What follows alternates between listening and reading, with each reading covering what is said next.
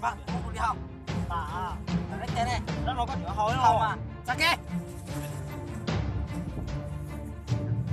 Hôm nay chưa có được tháo cả cái chỗ mà sao rồi? Tạm dùng này phê lên phải chỗ kia nữa. Nghe đây.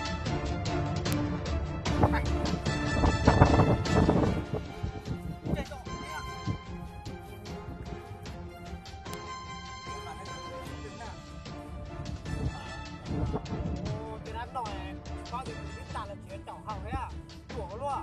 Có gì đâu. Nhưng mà của lên cái tóc của nó mà hai lông to là chỗ kia nè. Nhưng mà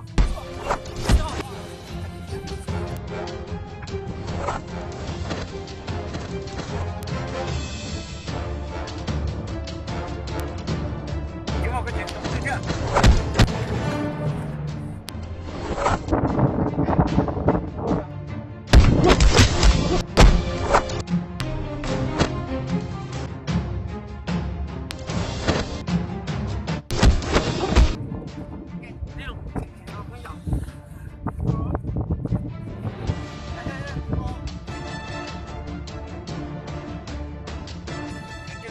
Đừng tới sao thì chúng nó chống rồi cứ chờ quay ra chống cái hết à.